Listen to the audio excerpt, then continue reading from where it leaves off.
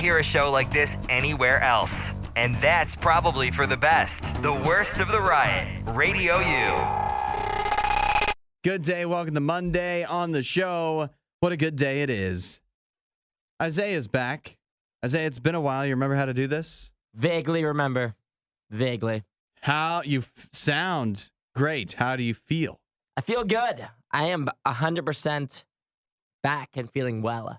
But I was down for the count last week. I was so sick. I had the flu. Yeah. And I fevered for 4 consecutive days. Walk us through those 4 days.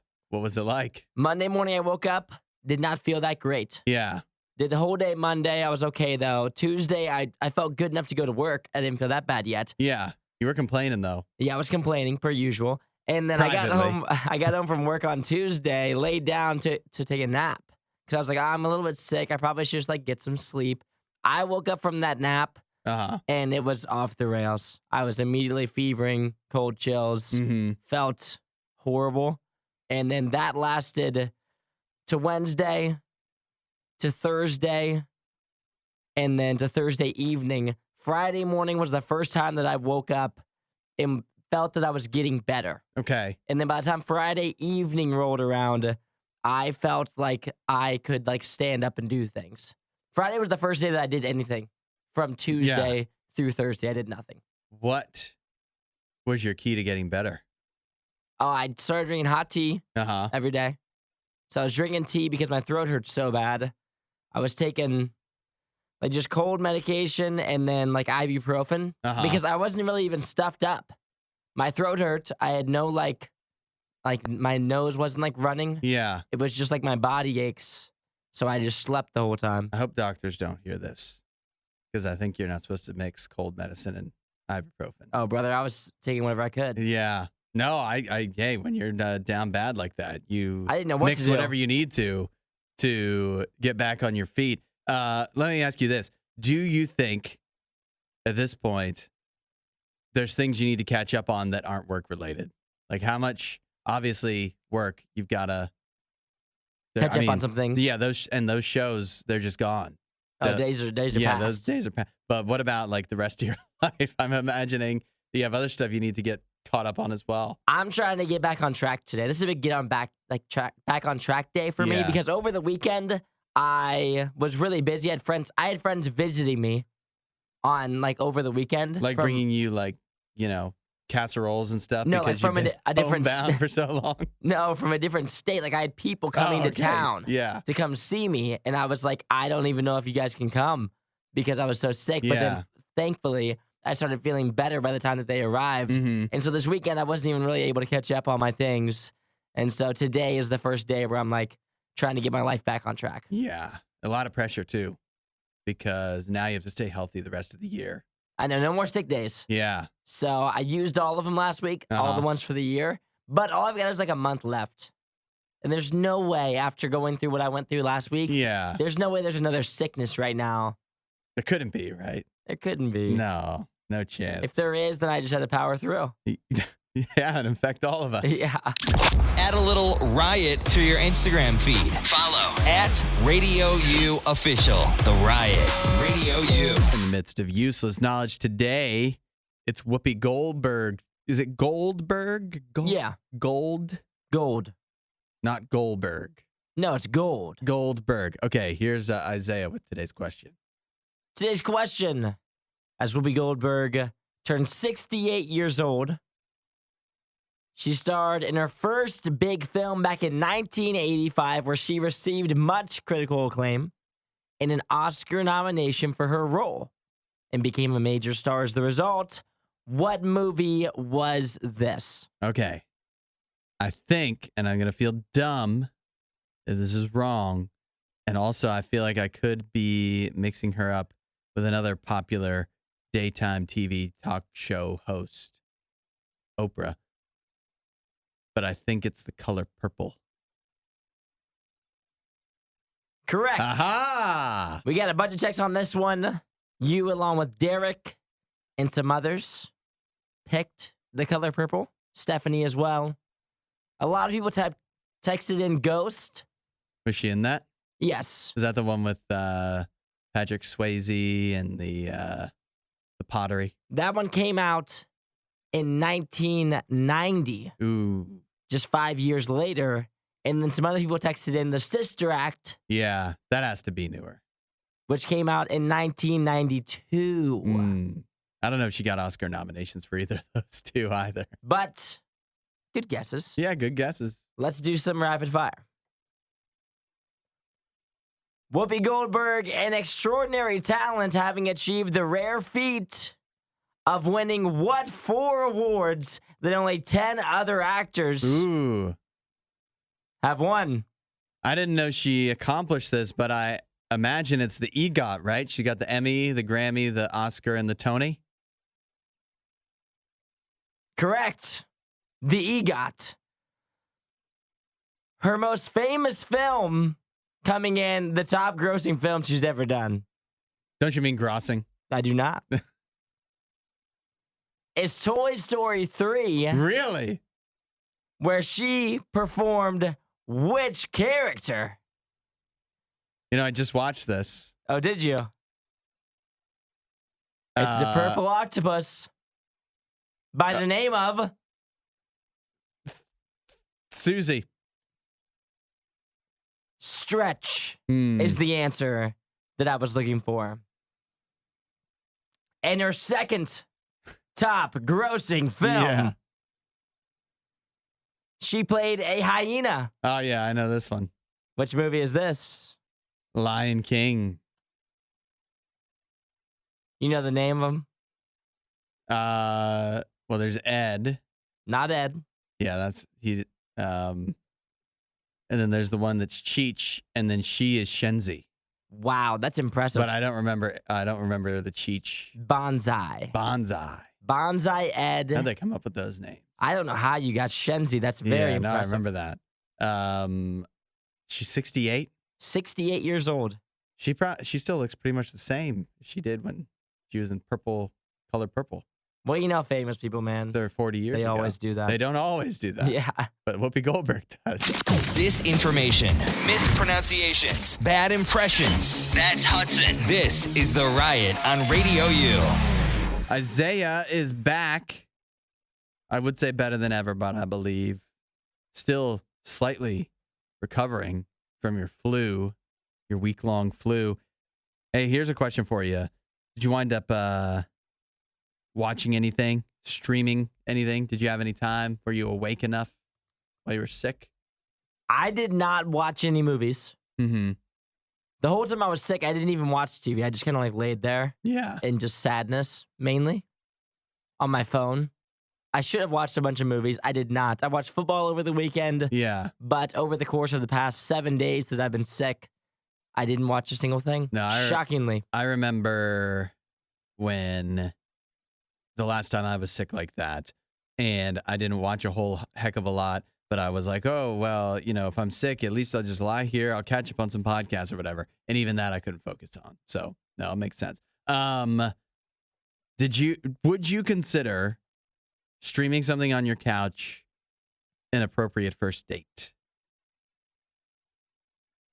That's a good question. I would say if you previously to the first date, if you and this person are like mutual friends, maybe, if you're in the same friend groups, or if you've known each other, but it wouldn't be a first date if you were like just meeting for the first time. Like if I met you at like Kroger or something, and I asked you to go on a date with me, which would be crazy. Yeah. But let's say I did that. Oh, this is crazy. Let's say I did that. Then I wouldn't ask you on a date to watch a movie at my house. Yeah. If you just had that would be wild. If you just had a meet cute, or if you matched with somebody on Hinge, you don't invite them over to stream something on Netflix. No. But apparently you're in the minority because 57% of people have declared in a new survey of 5,000 Americans that streaming a movie or series is an acceptable first date. Doesn't that feel kind of scary? Like if you've like never, especially if it's like if you're online dating, like if you're on Hinge, and you've never met this person, and you're gonna go to their house, you're just gonna drive straight to their house. You're gonna walk in the front door, you're gonna plop on down the couch. That seems scary. Yeah, you're taking a risk. You're taking a risk on either side of the equation, man or woman. That's uncomfortable to me. You got to really trust this person that you have never met before. And you think about, there's no worse place to be catfished than if you plan on watching a movie together. Because at least if you go out for like food and the person is not who they say they are, or they look different or anything, or you just don't vibe with them, it's way easier to get out of that. Where once you walk into the confines of somebody's house, if you wanted to leave early from the movie, that's much harder to do. Because you're leaving a home instead of just like the food being done. Yeah. Not as many outs. Yeah, you're stuck there for a full 2 hours, if not more. That's nerve-wracking. And it's not even, we've discussed this, it's not even a good conversation. You can't get to know the person. We already said that we're against movie dates anyway. Yeah, but I'd sooner go on a movie date to the theater than I would go on a movie date. First date, where you're sitting on somebody's couch. But apparently we are in the minority. 57% of Americans say first date. Yeah. Pop on Netflix. Look what's on HBO Max. Go for it. That is shocking to me. Seems dangerous. I would not recommend that. What do you think the odds are that the reason that this is so high is not because they surveyed a bunch of single people that are actually dating? This is just like a wide range of people. And so it's a bunch of married people that are older, and they're like, yeah, that's what the kids are doing. It's a cheap date, I'm sure. Yeah, that makes about as much sense as anything to me, because it doesn't check out. We're not sure who behaves worse, the Riot or their dogs. I don't even know how to behave like a real human being. The Riot, Radio U. Grammy nomination. Can we cut and start over? Nope. Grammy nominations is what I was trying to say. Just came out over the weekend. I've got a Grammy-nominated singer here. She just got nominated. Bobby Storm, featured on a new Maverick City music song that got nominated for the Grammys. But Bobby Storm just about got kicked off of a plane over the weekend, a Delta Airlines flight. Would you like to guess why? Causing havoc? Yeah, but how? I don't know. What would something that Bobby Storm could uniquely do to get her kicked off of a plane? Well, She'd be uniquely qualified for as a Grammy-nominated singer. Sounds like she must have been singing. Yeah, she was singing so much that she just about got kicked off of a plane. She was threatened with being kicked off of the flight because she wouldn't stop singing. There's some great video, and she posted this. This whole thing makes me uncomfortable because there's a whole video. She posted it on her Instagram like she's proud of it. I mean, you should be proud to be Grammy nominated, but if you watch the whole video, she announces to the plane, "Hey everyone, I just got nominated for a Grammy," and a few people are kind of, there's a smattering of applause. Woo! Yeah. And then she's like, "I'm going to share my song with you." And the flight attendant comes up and he's like, no. He's like, "No, you're not." Yeah. It was literally like an Elf when Buddy is singing and the manager's like, "There's no singing on this in the North Pole."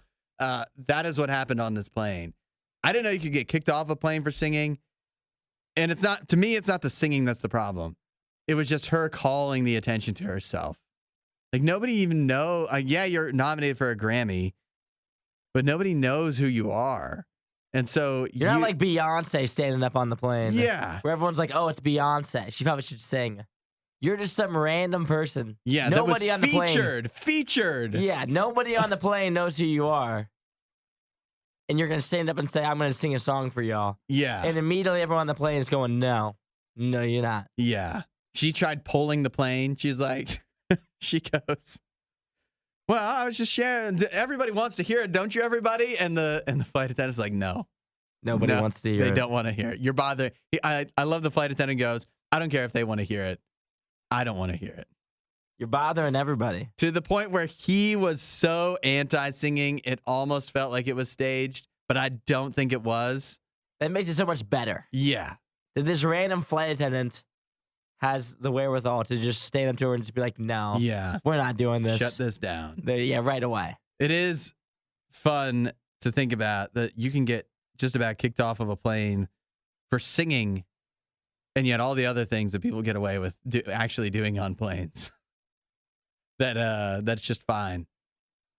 Yeah, Bobby, yet again, a fantastic artist.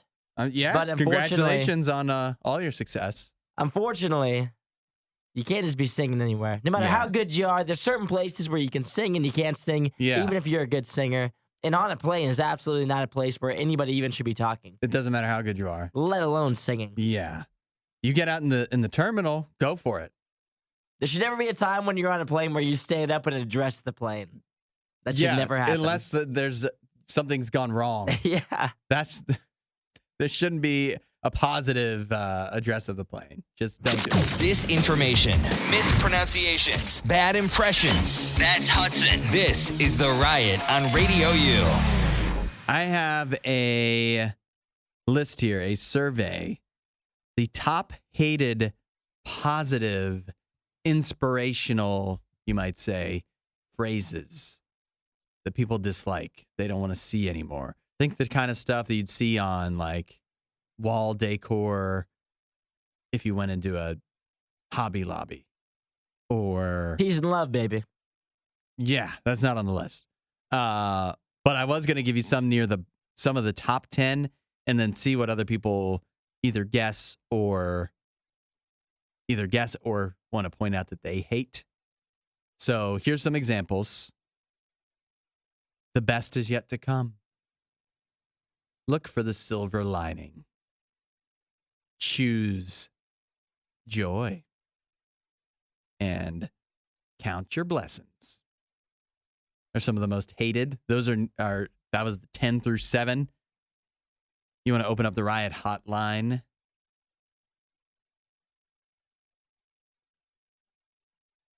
And people can text in. You can text in other positive phrases you hate. We'll see if they're in this list here of inspirational phrases that people want canceled. Isaiah, do you have any in mind? Do you need a second to think? I might need a second to grab a couple. Yeah. Real cheesy things, real corny things. Yeah. Super schmaltzy. I'll tell you, the number one on the list is so accurate. I'm glad that me and the American public seem to be on the same page. 8772 Radio U, an inspirational cheesy phrase that you think should be canceled. We'll see what's on the list coming up next. The only thing Isaiah loves more than the riot is himself. Someone who probably still lives with his mother and hates himself. You're listening to The Riot on Radio U. Today, World Kindness Day. I was just thinking about, you were talking about Krispy Kreme. They're giving away at participating locations, which as far as we know, probably all of them, is that they will give away an original glazed dozen of donuts, not just one donut, a dozen to the first 500 people at each participating location in celebration of World Kindness Day. Although what we were thinking, like, what if we leave after work today in the afternoon sometime and swing by Krispy Kreme and you're like, hey, you still got the free donuts? And they're like, no, that ended. We had 500 people. And then what do? You have to get a donut, right? Yeah, you have to order something. What do you just drive away with your tail between your legs? You're like, I just wanted them for free. Yeah. I didn't want to pay money for them. If it's not free, I'm not interested. Is the hot light on? Yeah. But if you're able to get those free donuts from Krispy Kreme, good luck to you. I think at this hour you should still be probably good to go. But World Kindness Day, something about World Kindness Day, you think about it. To do something kind, that's a choice. You don't accidentally do things that are kind, right? Not usually. Because like if you're like stuff that happens by accident, that's just stuff that happens like you're just going off of instinct and whatever. And most of us instinctually probably tend to act a little selfish. You don't instinctually just always think of others and what they need. You think of what you need. And so you go after that. And something that I've been thinking about more and more is that just like when you think about it, good stuff doesn't happen by accident. Like not just kindness, like you think you're driving, you get into a wreck. Wrecks happen by accident, but avoiding a wreck, avoiding another bad driver where you could get into an accident, that's a choice. That's you paying attention. That's intentional. Well, another one, I think about this when I see like homeless people. I always think for a homeless person, they didn't intentionally, very few, I have seen a few on TikTok that are intentionally homeless, but by and large, you don't intentionally wind up homeless. It's an accident. It's a few bad choices, and all of a sudden you're homeless. But then solving homelessness, you're not going to accidentally get a house, accidentally have a place to live. It's a bunch of choices that possibly you as a homeless person, but also as like a town, a city, some kind of organization has to make the choice to do the good thing. Good things don't happen by accident very often. You have to actually choose to do that. And it's not easy. And so I'm telling you all that to say this, is that making those good choices to make good things happen, it's not easy. You need some help doing it. Jesus is that help. Jesus wants to help you make choices so that good things happen to you and good things happen to other people, because they're not just going to happen by accident. If you want that, if you want some motivation, some help, some inspiration in your life to make some good things happen, Jesus is going to be there for you. He's going to walk you through every day and help make those little choices that can make good things happen a little easier. Say, hey, God, I want that. I want to start making good things happen for me and for others. Show me how, and he'll do it. You want to know more? RadioU.com/free gift. Add a little riot to your Instagram feed. Follow @RadioU Official. The Riot. Radio U.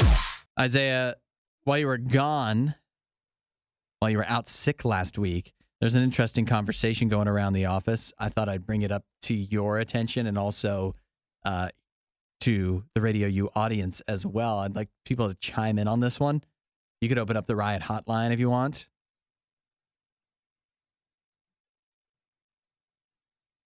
What is something you would never buy used? It's a good question. Yeah. And we're talking stuff like, obviously, you wouldn't buy like underwear or a toothbrush used unless you're weird, possibly creepy. But I'm talking like something you could walk into a thrift shop and see this used. But if you saw this, some item at a thrift shop, you'd be like, never in a million years. Simply because it's used, I will not buy this, even if I would ordinarily like it. Some of the top things that come to mind to me. Yeah. How about a mattress? Yeah. That feels weird, right? It definitely feels weird. I can't say that I've never gotten a used mattress. Really? Yeah. Mm-hmm. But I feel like you need to know where it came from. Well, yeah, it feels like someone you knew. Yeah, you need to know some history with it. I'm thinking walking in the thrift shop. Yeah. And there's a mattress in there. No, that's a good answer. Because, I mean, some people must buy mattresses used. But, yeah, that'd be a tough one. That's a good answer. Another one, this is obvious. Toilet. You wouldn't see that at a thrift shop, but, like, you go to, let's say, what do you call it? Like the Habitat for Humanity, like, you know, like more along the appliance kind of stores. You can get used toilets, but nobody would buy them. Does it feel, I mean, Regina also texted that in. Mm-hmm. Does it feel, I didn't even consider that one really. Well, I know I said it's something you get at a thrift shop. I just mean, like, I would also consider car. If somebody said I would never buy a used car, you can't get that at a thrift shop. But some people would say I would never buy a used car. I buy them all new. Like, I think it's along the same. A lot of appliances you wouldn't see at a thrift shop, but that may still be something you get used. But would you? Something you would maybe see on Craigslist or Facebook Marketplace, where you'd see it, you're like, wow, it's a good deal, but it's used, so no. The only thing Isaiah loves more than the riot is himself. Someone who probably still lives with his mother and hates himself. You're listening to The Riot on Radio U. The question is, what is something that you would not buy if it was used prior. 8772 Radio U. You can text in some of the obvious ones that kind of came up, or seemingly obvious. Toilet, mattress we hit, and along the lines of mattress too, bedding. Obviously, I don't even think you can get used like pillows that you would sleep on, right? Oh, I'm sure you can. But you wouldn't, would you? Who would do that? I wouldn't. Somebody would. That is disgusting. And something I saw here, forget about like just it feels kind of, it feels like there's a mystery if you buy a used mattress from a Goodwill. You could also technically you are running your risk of bed bugs with any mattress, any furniture in general. Feels unlikely, but you never know. Some of the other ones that got texted in, Philip said computer parts. I don't think I know enough about computers to know, but I'll take your word. You know what? I also wouldn't buy computer parts used. That's one thing I can tell you. This was the other one that came up for me. Shoes. I don't have a good reason, but if I see, if I'm out at a thrift shop or whatever and I see shoes used, even if they're cool, I'm like, no, that's probably been on someone else's feet. And if not, then they're stolen or something. So no thanks. Isn't that weird? Yeah. Because I agree. I wouldn't buy shoes, but I buy thrifty clothes all the time. Yeah, pants. Shirts. Have been on people's butts, and that doesn't bother me. But shoes on people's feet, no thank you. What about a harmonica? Who knows who's been sucking on that thing? Yeah, that's a good one. That is good. Any woodwind would probably not be a good thing to buy used. How do you feel about? Really got to sanitize it. How do you feel about kitchen utensils, cups, forks, knives, plates? Obviously, they can be sanitized. Yeah, that doesn't bother me very much. Really? See, I would say that kind of bothers me a little bit. Yeah, feels kind of weird. See, this is the difference between. I don't understand the distinction in my mind, but there is a difference. If you go to a restaurant, you're eating with silverware, plates, cups. I don't even use straws at restaurants. I drink straight out of the cup, even though other people have done the exact same thing, put their lips on there. It's like I'm kissing them. But they've been washed in between. However, I think about that with mattresses. You go to a hotel, you're sleeping on a mattress a million other people have been on, but I would not want a used mattress, even though it's the same concept. That mattress the hotel mattress probably gets cleaned less. Definitely gets cleaned less than the cutlery that I'm putting in my mouth. And I don't know. Yeah, I would say for me, the kitchen utensils feels weird. This one's weird that this is another one where I don't exactly know why in my mind I wouldn't do this, but a microwave. Really? Yeah. Interesting. You look at microwaves, they always go through a real, there's a time where stuff has been gross in there. Oh, yeah. And I think part of that comes down to a new microwave isn't that expensive. And so I guess I would buy a new microwave instead of a used one. A good one from Eric, who texted in saying, helmets. You don't want to buy a used helmet. Helmets are supposed to be only used one crash. Helmet's no longer good. Yeah. So if that helmet has been crashed, you don't know. You think even if it's, depending on the helmet, even if it's never been in a crash, if somebody's been breathing, if it's you're thinking just sanitariness. Yeah, somebody's not head has safety. been in there. You could get lice. Oh. If it's like a. How about a hat then? Would you buy a used hat? No, I would not. That's I would a good also one. not do that. I have high standards for my hats. Do you have any more? I don't think so. I would say, yeah. Helmets. I think we've hit the. Not safe. Angela says pots and pans. I agree. Kitchen utensils, I'm against it. Yeah, they lose their non-stickiness if somebody washes them wrong. We're not sure who behaves worse, the riot or their dogs. I don't even know how to behave like a real human being. The Riot, Radio U. We were just talking things you would never buy used. We listed off a whole bunch of them: mattresses, toilets, shoes, hats, kitchen utensils, microwaves. Chad texted in. He said, "Am I gross because I bought all those items used?" Chad, you're either gross. You're not gross. Or very frugal. You know a good deal when you see it. I'd call you a smart man. Yeah, you know how to save a few bucks while the rest of us are all bristling at the idea of a used mattress. We also just had somebody text in. Uh-huh. Got my free donuts at my Krispy Kreme. Hey. Thanks for spreading the kindness. There we go. We helped somebody today. Here's a question for you. You can text in at 8772 RadioU. This is something that could brighten your day at the office, I think. A little game you guys could play. I heard about this, I'll admit it, on another podcast. Yes, there are other ones besides the Worst of the Riot podcast, which you can subscribe to anywhere. Sometimes we borrow or hear good ideas from other podcasts. This was on the Russillo podcast, the vending machine challenge. Have you ever heard of a workplace doing this? I have not. The vending machine challenge is as follows. Over the course of one workday, you have to eat one item from every slot in the vending machine.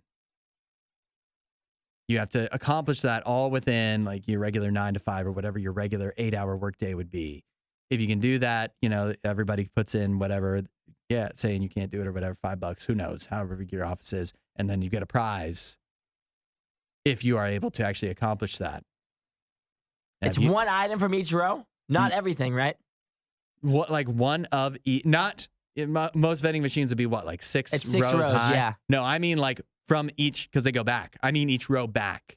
Literally each slot in the vending machine, you have to eat one of everything. And some things there's multiple of. And I believe the way they presented it is you would have to eat the multiple things if they take up multiple slots.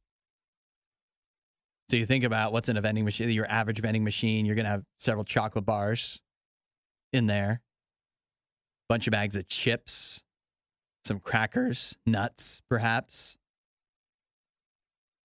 I believe in this instance, there was Rice Krispie treats were involved. Maybe some honey buns. Honey buns. Those little cookies. The big Texas cinnamon roll. Famous Amos.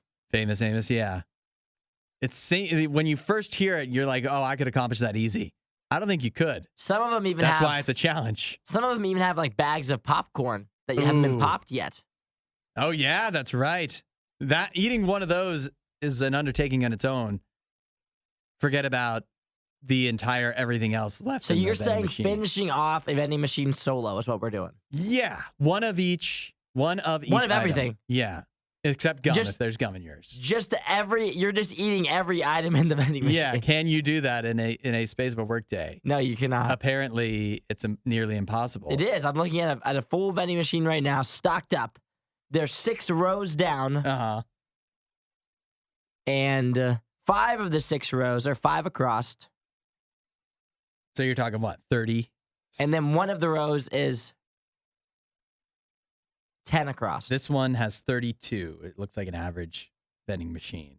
You're talking. Yeah, I've got about 30, between 32 and 35 is the slots I'm looking at. Looks like you're talking about 12 bags of chips and then of different kinds. 4 kinds of snack cakes. You're eating 100 items probably. But no, you're eating 32. I thought you said if there's 6 in the row, you're eating all this. No. I'm talking like you have to eat one of everything in there. Okay, so it's a 32. You need to explain this better. I said one from every row. Okay, and the rows go back. So I'm saying one of each thing in there. One of each. There we go. We're talking 32 things. Now, could you do that? Could you do 32 things? Yes. You think you could do it? Over the course of 8 hours, I think I could do it. What would be your strategy? What order would you go in? I would try to get the candy knocked out early. The candy's going to be the toughest. I can house chips all day. Yeah. No problem. I'm going to want to eat the honey bun maybe right when I get there in the morning. Yeah, that's a suitable breakfast. It's a nutritious option. And then I got to get the Skittles and M&Ms and Reese's. I got to get all that out of there as quick as possible. Yeah. Because once I get to just chips, I'm looking good. Yeah, I think you save the chips for last. It'll be tough, though. Yeah, I think you got to save the rewarding stuff for the end. The things that you actually enjoy more. I don't really like Skittles. I don't really get excited about a Snickers bar. I like it, but I don't. So if that was the last, it's 4 o'clock, 4:30, and I've eaten 31 other things, and now I got to eat a Snickers bar too. Sounds terrible. So I'd knock that out at the beginning too. You want to save like the good stuff for the end. I agree with you. The Ruffles. Give me the Funyuns at the end of the Sour line. cream and onion. Yes. The Cheetos Crunchy. Close those out because I don't care how Give me the full I Lay's am. Original. I can always finish a bag of Lay's Original no matter how hungry I am. Yeah, so there's an idea for you. You want to have some fun at the office. Start a vending machine challenge pool. See if any of you or your coworkers and the vending machine company will be very glad. Find more Riot content online. Riot.radiou.com.